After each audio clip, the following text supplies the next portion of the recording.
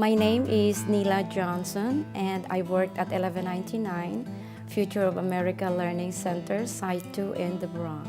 I work in a preschool classroom of 20, full of energy, boys and girls. They're turning all 5 this school year. The inspiration to be an early childhood teacher, or a teacher in general, the earliest one comes from my father, because my father is also a teacher, an industrial arts teacher, and I marvel at his dedication to his job. He goes at 6 in the morning, comes home at 6 in the evening, and doesn't complain anything.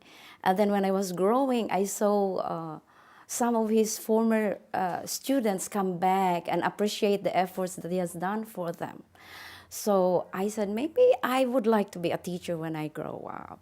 And then I was actually first a high school teacher, and I got some credits for statistics, and was recruited by the Nigerian government to teach in Nigeria. So I taught for 4.5 years with young adults who are on the first 2 years of college.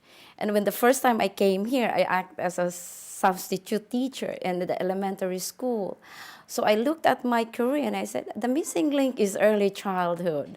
And I got hooked on this field. I mean, I think this is where, if one really wants to make an impact on lives, I think I need to start from the beginning, and that is the early years. I think childhood should be carefree, and there's a lot of exploring, a lot of touching, smelling, and tasting, and a lot of I think imagination and self-expression. Imagination that sometimes, like, there are days that, I would say, like, why is this boy so imagining? I remember when we were doing a physical education in the morning, and then I asked everybody if you came to school walking, going to the subway, and everybody stood up except this boy right in my front. I said to him, how did you come to school? And he said, Miss Nila, you didn't ask who came to school in an airplane. And I said, okay, if you came to school today in an airplane, stand up and join us. And he did it. And I think this is an age of, like, all possibilities. Like, there are no limits, that I can really become whatever I can become. Some of the challenges of early childhood teachers is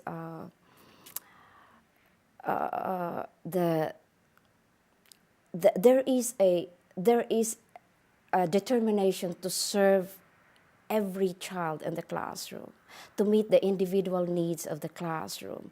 And sometimes, there are times that I go home and I said, wow, I did not speak to him today. I could have worked on him for about 10 or 15 minutes. So that's one of my predicament as an early childhood educator, like how to really best serve in real terms the individual needs of the children.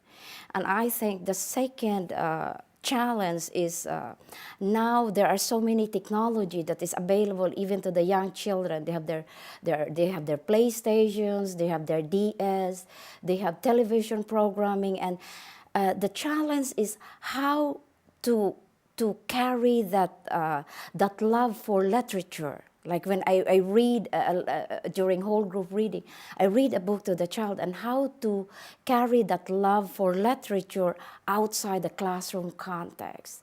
In other words, how to make reading a book a part of the family routine during the day, to encourage families to read a book to the child, at least a book to the child every day.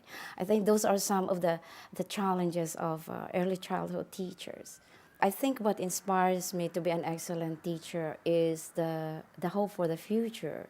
I always put in mind that the children in my classroom are the futures.